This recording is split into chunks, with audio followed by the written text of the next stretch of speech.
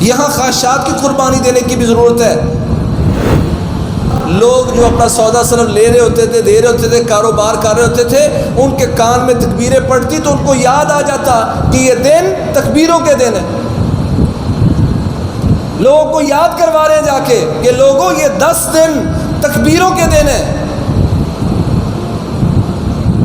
بڑی تکلیف کی بات ہے کہ آج پورے علاقوں میں اس سنت پر عمل کرنے والا کوئی نہیں ہے، اپنے گھر میں یاد کروانے والا کوئی نہیں کہ میں اپنے گھر میں جاؤں اور اللہ اکبر لا الہ الا اللہ اکبر وللہ الحمد کہوں تو میری بیوی کو یاد آ جائے، میرے بیٹے بیٹیوں کو یاد آ جائے، میرے عزیز و اقارب کو یاد آ جائے کہ یہ دن تکبیروں کے دن ہے۔ فضیلت الشیخ مفتی عبداللطیف، اسلامک اسکالر۔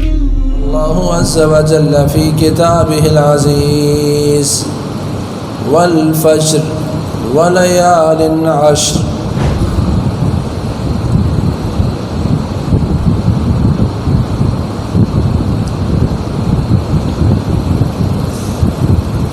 ذو الحجہ کا مہینہ شروع ہو چکا ہے، جو کہ حرمت والے مہینوں میں سے ایک مہینہ ہے، اور اس کے پہلے دن حج کے دنوں میں سے دن ہے۔ اللہ کریم نے جو ان 10 دنوں کو فضیلت بخشی ہے وہ پورے سال کے کسی بھی عشرے کو فضیلت نہیں بخشی۔ یہ پہلا عشرہ اللہ کے ہاں سب سے افضل ترین عشرہ ہے۔ رسول اللہ صلی اللہ علیہ وسلم نے ارشاد فرمایا افضل ایام الدنیا ایام العشر، دنیا کے افضل ترین دن ذو الحجہ کے پہلے 10 دن ہیں۔ افضل ایام الدنیا ایام العشر۔ مسلمان کی اب حالت یہ ہے کہ اس کو وہ تقریبات جو وہ سیلیبریٹ کرنا چاہتا ہے اس کو یاد رہتی ہیں، فلاں دن یہ کرنا ہے، فلاں ہفتے یہ کرنا ہے، فلاں مہینے اوپننگ ہے، فلاں مہینے میرے بچے کی پیدائش ہے، فلاں مہینے آزادی کا مہینہ ہے۔ مگر جو دنیا کے افضل ترین دن تھے، کیا امت کو اس کے بارے میں شعور حاصل ہے؟ کل شام سے کیا میرے دل میں، میرے بیوی بچوں کے دل میں یہ بات آ چکی کہ ہم وہ 10 سے شروع کرنے جا رہے ہیں جو دنیا کے افضل ترین دن ہیں؟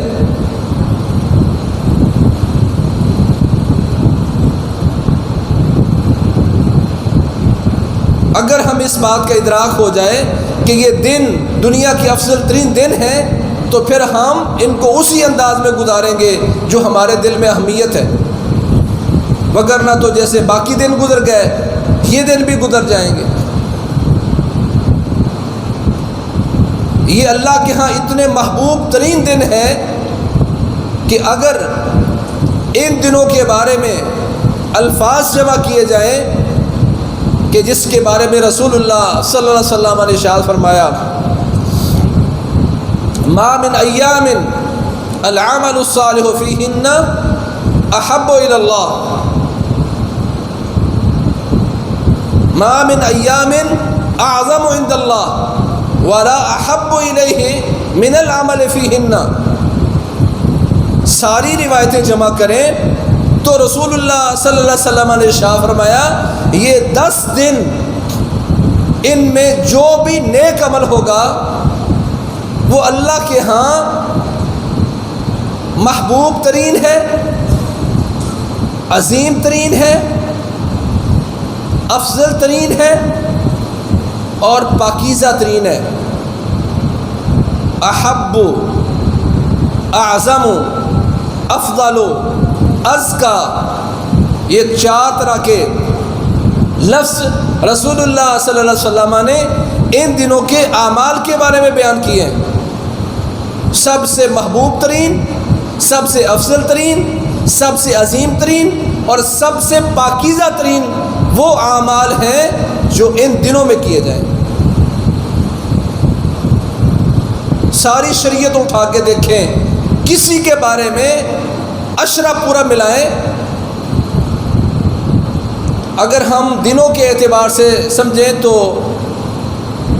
ذو الحجہ کے پہلے 10 دن دنوں کے اعتبار سے افضل ترین ہے، اور اگر راتوں کا حساب لگائیں تو راتوں کے اعتبار سے رمضان کا آخری عشرہ وہ اللہ کے محبوب ترین ہے، وہ راتوں کی وجہ سے اور یہ دنوں کی وجہ سے۔ ابن حجر رحمہ اللہ نے اس کی توجیہ بیان کی ہے کہ کیوں ہے افضل ترین دن۔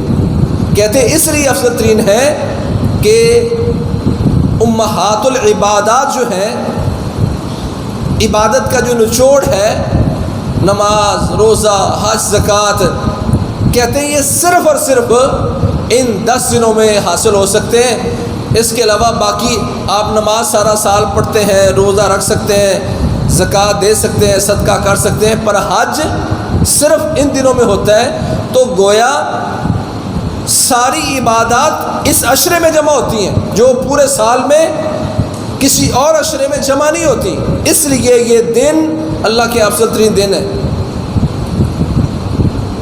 تو محترم بھائیوں، ساتھیوں اور بزرگوں اور قابل قدر ماؤں بہنوں، سب سے پہلے اس بات کا یقین کریں کہ ہم وہ دن گزارنے جا رہے ہیں جو دنیا کے افضل ترین، محبوب ترین، پاکیزہ ترین اور افضل ترین ہے۔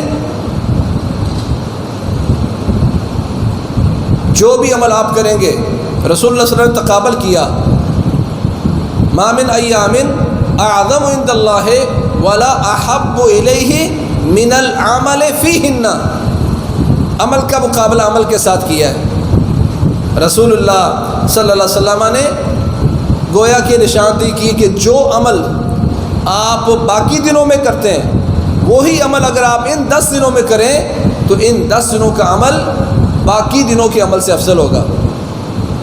باقی دنوں میں آپ نے تسبیحات کہیں، تکبیرات کہیں، نفل پڑھے، قرآن کی تلاوت کی، دعائیں مانگی، صدقہ کیا، جو بھی آپ نے عمل باقی دنوں میں کیا وہی عمل اگر آپ ان دنوں میں کرتے ہیں تو ان دنوں کا عمل ان دنوں کے عمل سے افضل ہے۔ عمل بامقابل عمل ہے۔ صحابہ نے پوچھا یا رسول اللہ جہاد فی سبیل اللہ بھی؟ آپ نے فرمایا جہاد فی سبیل اللہ بھی۔ اس کا معنی کیا ہے کہ ان دنوں میں اگر جہاد کیا جائے اور باقی دنوں میں جہاد کیا جائے تو جہاد انہی دنوں کا افضل ہوگا۔ ہاں اللہ کہ کوئی بندہ باقی دنوں میں نکلا، جان مال لے کے نکلا اور وہ ہر چیز قربان کر کے آ گیا تو پھر وہ شہادت کی وجہ سے اوپر نکل جائے گا، وگرنہ جہاد باقی دنوں کا ہو اور جہاد ان دنوں کا ہو تو ان دنوں کا جہاد باقی دنوں کے جہاد سے افضل ہوگا۔ اگر ہمیں اس بات کا ادراک ہو جائے کہ ان دنوں کا عمل باقی دنوں کے عمل سے افضل ہے تو پھر ہمیں ان دنوں پر توجہ زیادہ دینی چاہیے۔ اسی لیے سعید بن جبیر رحمہ اللہ کے بارے میں آتا ہے اذا دخل العشر اجتہد اجتہادا شدیدا حتی لا یکاد یقدر علیہ۔ سعید بن جبیر جب یہ عشرہ شروع ہوتا اتنی محنت کرتے، اتنی شدید محنت کرتے کہ ان کی اپنی طاقت سے باہر ہو جاتی۔ کیا آج ہمارے معاشرے میں یہ شعور موجود ہے؟ رمضان میں بڑی محنت کی تھی، قرآن کی تلاوت، دعائیں، اذکار، صدقات، اب چونکہ ان دنوں کے عمل کو، اہمیت کو ہم نے سمجھ لیا تو ہم محنت کرتے تھے۔ ان 10 دنوں کی اہمیت ہمارے دلوں میں رہی نہیں، اس لیے ہم باقی دنوں کی طرح گزار دیتے ہیں۔ اور وہ اپنے گھر والوں سے کہا کرتے تھے لا تطفئوا سروجکم باللیل، ان 10 دنوں میں تمہارا دیا بجھنا نہیں چاہیے، چراغ مت بجھاؤ، یعنی پوری رات عبادت میں گزارو، کہ یہ 10 دن اللہ کے ہاں اہم ترین دن ہے۔ مگر افسوس کہ دیندار طبقے میں بھی آج اس کی وہ اہمیت نہیں ہے جو ہونی چاہیے تھی۔ تو ان میں جو بھی، ویسے تو آپ نے فرمایا ما من ایام العمل الصالح، جو بھی نیک عمل ہے وہ پورے اہتمام کے ساتھ بڑھا کے کریں. اگر آپ نوافل پڑھتے ہیں تو زیادہ پڑھیں، صدقات باقی دنوں میں کرتے ہیں ان دنوں میں کثرت سے صدقات کریں. باقی دنوں میں اگر آپ لوگوں کی صلح کرواتے ہیں تو ان میں اس سے زیادہ کریں. جو کام پینڈنگ ہے نیکی کے وہ ان دنوں میں شروع کر دیں. اور یہ کل رات سے یہ عشرہ شروع ہوا، لیکن ابھی ہمارے معاشرے میں، ہمارے گھروں میں تکبیروں کی آواز نہیں آ رہی،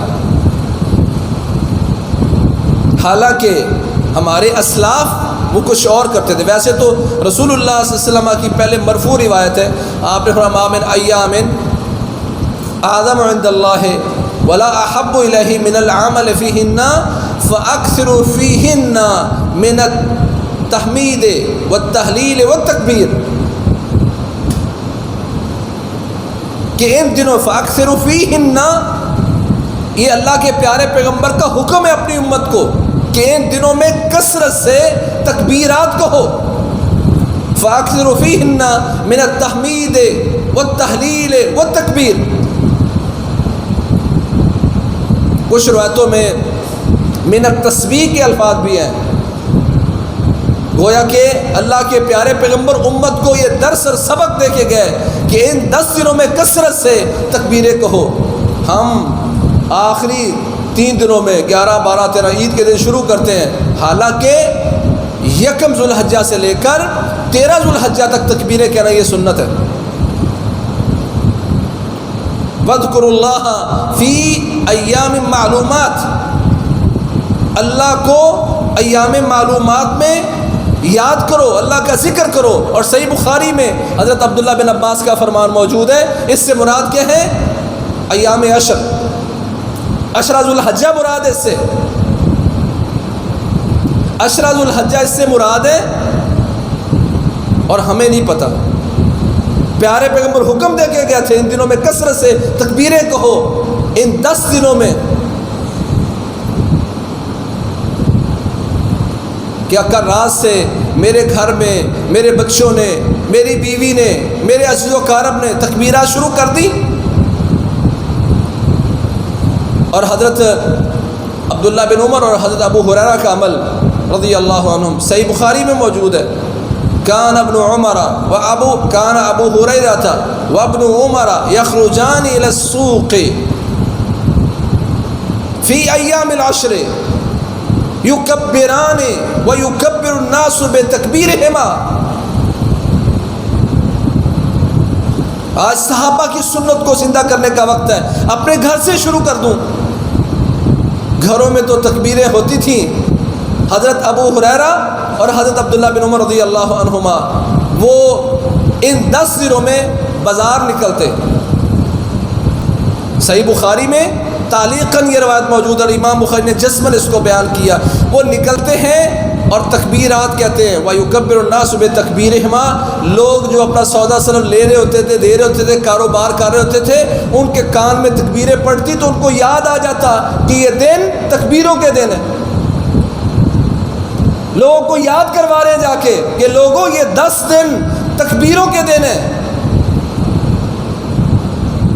بڑی تکلیف کی بات ہے کہ آج پورے علاقوں میں اس سنت پر عمل کرنے والا کوئی نہیں ہے. اپنے گھر میں یاد کروانے والا کوئی نہیں کہ میں اپنے گھر میں جاؤں اور اللہ اکبر لا الہ الا اللہ اللہ اکبر وللہ الحمد کہوں تو میری بیوی کو یاد آ جائے، میرے بیٹے بیٹیوں کو یاد آ جائے، میرے عزیز و اقارب کو یاد آ جائے کہ یہ دن تکبیروں کے دن ہے. سنتیں عمل کرنے سے یاد رہتی ہیں. اللہ حکم دیتے ہیں کہ ان دنوں میں کثرت سے اللہ کا ذکر کرو. پیارے پیغمبر حکم دے کے کہ فاکثروا فیہن من التحمید والتہلیل والتکبیر. ہم نہیں کر رہے.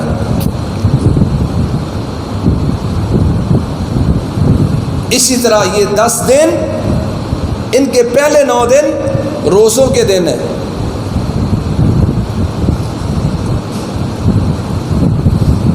ہم تو بڑی مشکل سے رمضان کے روزے رکھتے ہیں. ہمارے پیارے پیغمبر محمد کریم صلی اللہ علیہ وسلم جن کی مصروفیت ہم سے زیادہ ہوتی تھی، رات کو قیام کرتے ہیں، دن کو لوگوں کے مسئلے سنتے ہیں، نماز کے بعد بیٹھے ہیں، کثرت سے رسول اللہ صلی اللہ علیہ وسلم عمل کرنے والے اور ہم سے زیادہ مصروف، وہ ان 9 دنوں کے روزے رکھا کرتے تھے. کان رسول اللہ صلی اللہ علیہ وسلم یصوم 9 ذی الحجہ، پیارے پیغمبر محمد کریم صلی اللہ علیہ وسلم ذو الحجہ کے پہلے 9 دنوں کے روزے رکھا کرتے تھے. بھائی جو رکھنا چاہتا ہے اللہ اس کے لیے آسانی پیدا کرتا ہے. سبھی لوگ کام کرتے ہیں. الحمدللہ اللہ آسانی پیدا کرتا ہے اس بندے کے لیے جو روزہ رکھنا چاہتا ہے. الحمدللہ جب سے اس حدیث کا پتہ چلا الحمدللہ کبھی بھی روزے نہیں چھوڑے. خود بھی رکھتے ہیں، بیوی بچے بھی رکھتے ہیں. ان کے لیے بھی اس لیے آسان ہو گیا کہ وہ سمجھتے ہیں کہ سنت امت نے چھوڑ دی ہے. آپ یہ ذہن بنا لیں گے انشاءاللہ آپ کے لیے بھی مسئلہ نہیں ہے. ہاں جو سمجھتا مشکل ہے اس کے لیے بہت ہی مشکل ہے، جو شروع کرے گا اس کے لیے آسانی ہے. اتنے زور سے میں بات اس لیے کر رہا ہوں کہ الحمدللہ جو اس پر عمل شروع کرتا ہے اس کے لیے آسانی اللہ پیدا کرتا ہے. یہ ہمارا تجربہ ہے. ایمان تھا، ساتھ دیکھنے سے بھی عین الیقین بھی ہے، مشکل کوئی نہیں ہے. پر صرف وہ ہے جو دل باندھ لے کہ انشاءاللہ روزے رکھنے، محنت کرنی ہے. یہ افضل ترین دن ہے، محبوب ترین دن ہے، پاکیزہ ترین دن ہے. ان میں عمل محبوب ترین، افضل ترین، پاکیزہ ترین، عظیم ترین ہے. جب یہ ذہن بنا لیں گے تو ان دنوں کے نفلی روزے باقی دنوں کے نفلی روزوں سے افضل ترین ہے. بالخصوص 9 ذو الحجہ کا روزہ، 9 ذو الحجہ کا روزہ. میں 9 ذو الحجہ کا روزہ اس لیے کہہ رہا ہوں کہ کچھ لوگ کہتے ہیں کہ 9 ذو الحجہ نہیں، یوم عرفہ حدیث میں آیا ہے. ہم کہتے ہیں یوم عرفہ کس تاریخ کا نام ہے؟ پیارے پیغمبر نے تو یوم عرفہ کہنا تھا، 9 ذو الحجہ تو کہنا نہیں کیونکہ اس کا نام ہی یوم عرفہ ہے. 8 کو یوم ترویہ کہتے ہیں، 9 کو یوم عرفہ کہتے ہیں، 10 کو یوم النحر کہتے ہیں. یہ تو نام ہے جو اللہ کے نبی نے رکھے ہیں. 8 کا نام یوم الترویہ، 9 کا نام یوم عرفہ، 10 کا نام یوم النحر. تو چونکہ اس کا نام یوم عرفہ تھا پیارے پیغمبر نے اس کو یوم عرفہ کہا ہے. کچھ لوگ کہتے ہیں نہیں یوم عرفہ کہا گیا تو اس کا مطلب جس دن لوگ عرفات میں جائیں اس وقت روزہ رکھنا ہے. یہ بات نہایت تکلف والی ہے اور اس میں کئی ایک قباحتیں موجود ہیں جو ہر ذی شعور اس کو سمجھتا ہے. اگر ہم یہ قید لگا دیں کہ جس دن لوگ عرفات میں جاتے ہیں اس دن روزہ رکھنا ہے تو آدھی سے زیادہ دنیا روزہ نہیں رکھ سکے گی. کیونکہ اگر یوم عرفہ کا ہم تعین کریں گے تو ٹھیک ہے پاکستان کے ساتھ 2 گھنٹوں کا فرق ہے، لیکن جب یوم عرفہ ہوتا ہے سعودی عرب میں آدھی دنیا میں رات ہوتی ہے. یہاں دن ہے وہاں رات ہے. انہوں نے روزہ کب رکھنا ہے؟ آدھی دنیا گئی. پھر مراکش اور تیونس کے علاقے سعودی عرب سے 1 دن پہلے ہیں. یہاں یوم عرفہ ہے، وہاں ان کے ہاں یوم النحر عید کا دن ہوتا ہے اور عید کے دن روزہ رکھنا ویسے حرام ہے. وہ گئے. پھر آج سے 50-100 سال پہلے لوگوں کو کیسے پتہ چلتا تھا کہ سعودی عرب میں آج یوم عرفہ ہے؟ وہ لوگ روزے کیسے رکھتے تھے؟ پھر یوم عرفہ آپ ان کے ساتھ کر رہے ہیں تو یوم النحر ان کے ساتھ کیوں نہیں کرتے؟ یعنی یوم النحر اگلا دن ان کا قربانی کا دن ہوتا ہے اور ہمارا 9 ذو الحجہ ہوتا ہے. پھر یوم النحر یوم عرفہ ان کے ساتھ ہے تو آپ کا یوم النحر ان کے ساتھ کیوں نہیں ہے؟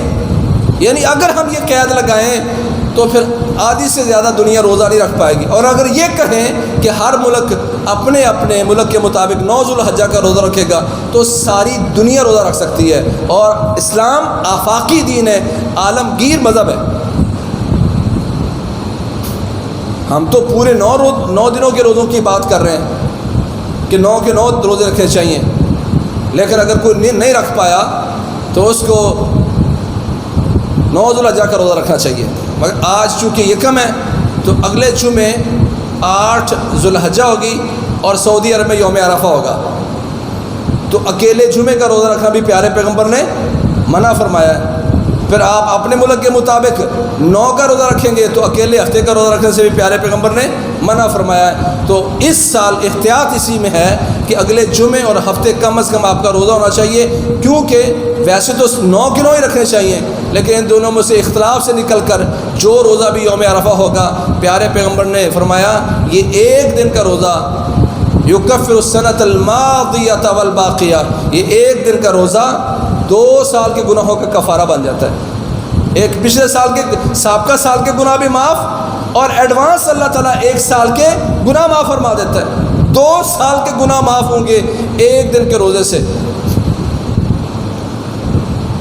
اور اگر آپ میں سے کسی کو کہا جائے کہ آپ ایک دن مزدوری کریں اور آپ کو 2 سال کی تنخواہ دیں گے، تو بیمار سے بیمار بندہ بھی پیچھے رہے گا، کہا یار کوئی نہیں، ایک دن مشقت ہی ہے نا، ایک دن محنت کرو، اور 2 سال کی تنخواہ مل رہی ہے۔ پر ایمان اور نیکیوں میں انسان کی یہ رغبت نہیں رہی۔ سو ہم نے انشاءاللہ پورا اہتمام کر کے، ویسے تو یہ 9 کے 9 روزے رکھنے کی کوشش کریں، اور اگر نہیں رکھ پائے تو کم از کم اگلے جمعے اور ہفتے کا آپ کا روزہ ہونا چاہیے، تاکہ ایک آپ کا ان 9 دنوں کے روزوں میں سے روزہ شمار ہو، اور دوسرا یوم عرفہ کا شمار ہو، اور اللہ کریم 2 سال کے گناہوں کا کفارہ بنا دے۔ یہ اسی طرح یہ دن جب ہم امت میں یہ عمل پھیلائیں گے نیکیوں کا، عبادات کا، تکبیرات کا، اور 7 لوگوں کو بتائیں گے ما احل محل الا بشر وما کبر مکبر الا بشر۔ ایک دن پیارے پیغمبر محمد کریم صلی اللہ علیہ وسلم نے اپنے صحابہ سے فرمایا، میرے صحابہ، کوئی لا الہ الا اللہ کہنے والا لا الہ کہتا ہے تو اس کو بشارت دی جاتی ہے، کوئی اللہ اکبر کہنے والا اللہ اکبر کہتا ہے تو اس کو بشارت دی جاتی ہے۔ صحابہ نے پوچھا یا رسول اللہ، اس کو جنت کی بشارت دی جاتی ہے؟ فرمایا نعم، ہاں جنت کی بشارت دی جاتی ہے، یعنی تکبیرات آپ کہیں، اللہ کے فرشتے آپ کو جنت کی خوشخبریاں دیں گے، جنت کی بشارتیں دیں گے۔ یہ تو مشکل کام نہیں ہے۔ پھر یاد کروانے والے نماز کے بعد اللہ اکبر کیا کہ یاد کرواتے ہیں تو ہمیں کچھ یاد آ جاتا ہے۔ بھائی امت میں اس عمل کو یاد کروائیں، پھیلائیں، شعور پیدا کریں، اور بتائیں ما احل محل الا بشر وما کبر مکبر الا بشر۔ جب لا الہ الا اللہ آپ تکبیرات کہیں گے، لا الہ کہیں گے، اللہ اکبر کہیں گے، تو اللہ کی طرف سے بشارتیں دینے والے فرشتے آپ کو بشارتیں دیں گے۔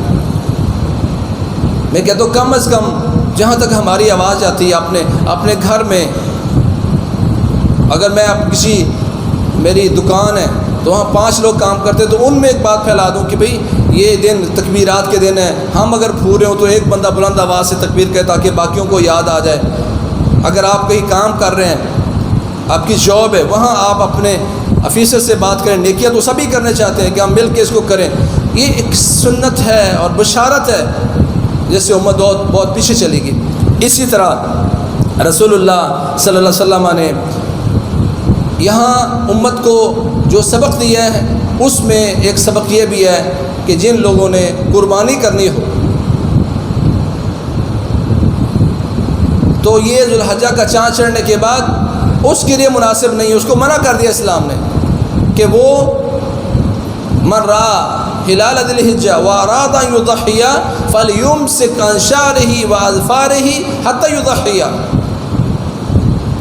جس بندے نے ذوالحجہ کا چاند دیکھ لیا اور وہ قربانی کا ارادہ کر رہا ہے، یہ اصلاً تو قید قربانی والے کے لیے، باقی بھی اگر کرے تو بہتر ہے، وگرنہ یہ شرط اور یہ حکم اس بندے کے لیے جس نے قربانی کرنی ہے کہ جس بندے نے قربانی کرنی ہے ذوالحجہ کا چاند دیکھا تو پھر وہ نہ بال کاٹے نہ ناخن کاٹے۔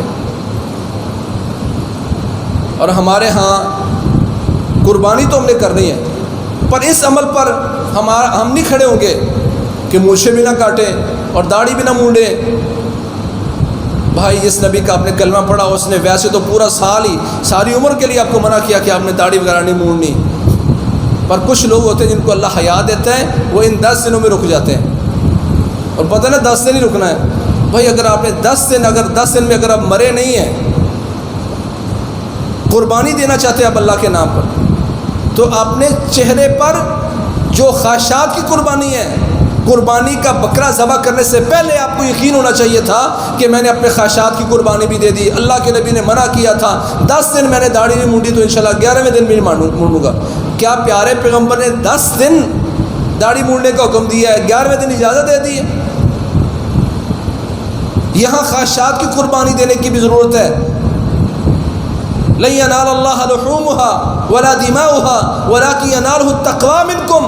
قربانیاں تم نے کی, گوشت کھا لیا, خون زمین پر بہا دیا, نہ اللہ کو گوشت پہنچا ہے نہ اللہ کے پاس خون پہنچا ہے. اللہ تو تمہارے دل کا تقوی دیکھنا چاہتے تھے. 10 دن تم نے اپنے نبی کے حکم پر عمل کرتے ہوئے داڑھی نہیں مونڈی تو 11ویں دن کیا کر رہے ہو؟ اللہ یہ دیکھنا چاہتا ہے. تو اس میں اسلام نے ترتیب یہی بتائی ہے کہ اگر آپ نے قربانی کرنی ہے تو پھر ناخر بھی نہیں کاٹنے, سر کے بال نہیں کاٹنے, مونچھوں کے بال نہیں کاٹنے, منع کر دیا ایسے. اور یہ کب تک ہے؟ کچھ ہمارے احباب غلطی کرتے ہیں, عید پڑھنے کے بعد سیدھے نائی کے پاس جاتے ہیں اور جا کے داڑھی منڈاتے ہیں, جو کہ ویسے کبیرہ گناہ ہے. یا ویسے سر کے بال چھوٹے کرواتے ہیں یا مونچھوں کے بال چھوٹے کرواتے ہیں. تو طریقہ یہی ہے, ترتیب یہی ہے کہ سب سے پہلے قربانی کی جائے, سب سے پہلے نماز عید پڑھی جائے, اس کے بعد قربانی کی جائے اور اس کے بعد بال منڈائے جائیں. جس بندے نے قربانی کرنی ہو فلا یذبحن حتی یصلی, اس کی طرف سے کوئی جانور ذبح نہ ہو جب تک وہ نماز نہ پڑھ لے. کچھ ہمارے احباب ہے کہ میرا عزیز رہتا ہے, فلاں ملک رہتا ہے, انہوں نے 1 دن بعد عید کرنی تھی. تو بھائی 1 دن بعد اس نے نماز عید پڑھنی ہے تو آپ اس کی قربانی 1 دن پہلے کریں گے تو ضائع ہے. وہ قربانی نہیں ہے, وہ گوشت کی بکری ہے یا گوشت کا جانور ہے. اللہ کے نبی نے فرمایا فلا یذبحن حتی یصلی, اس کی طرف سے قربانی اس وقت کی جائے گی جب وہ نماز پڑھ لے. شہروں میں آدھے گھنٹے کا فرق موجود ہے. ایک بندے نے اگر کراچی میں عید کرنی ہے اور آپ یہاں کر رہے ہیں تو فرق ہوگا. ایسا نہیں ہے کہ آپ نے نماز پڑھی اور آپ نے جا کے جانور ذبح کر دیا اور اس نے نماز ہی نہ پڑھی ہو. اگر آپ یقین کر لیں جس بندے کی طرف سے قربانی ہے جب تک وہ نماز ادا نہ کر لے تب تک قربانی ذبح نہیں کرنی, وگرنہ وہ گوشت کا جانور ہوگا, قربانی کا جانور نہیں ہے. نماز پڑھ کے قربانی کی جائے گی.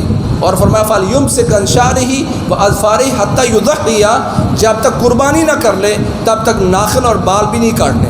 اس کا بھی اہتمام ہو, اسلام نے اس پر بتایا. باقی جو احکامات ہیں قربانی کے انشاءاللہ الرحمن ہم اگلے خطبے میں بیان کریں گے.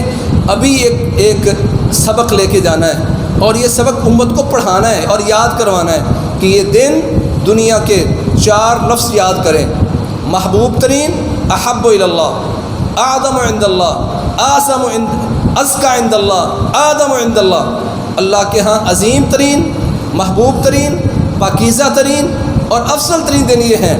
سب سے پہلے اگر ہم یہ شعور دے پائے تو ہر بندہ کوشش کرے گا افضل ترین دن ہے, ان میں محنت کرنی ہے. دوسرا عمل جو ہم نے امت پہ پھیلانا ہے وہ ہے کہ یہ عشرہ بھی کل سے شروع ہو گیا ہے تو یہ تکبیرات کے دن ہیں. کثرت سے تکبیریں خود بھی کہنی ہے, گھر والوں کو یاد کروانی ہے. جس معاشرے میں آپ وہاں بلند آواز سے کہیں تاکہ لوگوں کو یاد ہو. جہاں ممکن ہے آپ کے لیے آپ میسج کر کے یہ سبق ان کو پڑھائیں, یہ درس ان کو دیں. جس بندے نے آپ کی ترغیب پر عمل شروع کر دیا اور 10 دن کر, ہو سکتا ہے آپ اتنا نہ کر سکیں جتنا کہ جس کو بتایا گیا وہ کرے, اس کا اجر بھی آپ کو ملے گا. اور اسی طرح یہ بتانا کہ یہ روزوں کے دن ہے, یہ 9 کے 9 روزے رکھنا یہ پیارے پیغمبر کی سنت ہے, سنن ابی داؤد کی روایت ہے. نہیں رکھ پائے تو کم از کم پھر 9 ذو الحجہ کا روزہ رکھنا چاہیے. اور اس دفعہ 9 ذو الحجہ کا روزہ چونکہ ہفتے کو بن رہا ہے, اکیلے ہفتے کا روزہ رکھنے سے منع کیا, تو کوشش کریں جمعہ اور ہفتہ 2 دن میں لائیں تاکہ پیارے پیغمبر کے فرمان پر بھی عمل ہو اور 2 سال کو گناہوں کا کفارہ بھی بن جائے. اللہ کریم ہمیں ان دنوں میں محنت کرنے کی توفیق نصیب فرمائے اور اسلاف جو خوب محنت کرتے تھے ان کے طریقے کو اپنا کر امت پر ایک نیکی اور شعور دینے کی اللہ توفیق نصیب فرمائے. فاقول قولی ھذا واستغفر لی ولکم سبحانک اللہم وبحمدک اشہد ان لا الہ الا انت. خیر کی بات آگے شیئر کیجیے اور اپنے لیے صدقہ جاریہ بنائیے.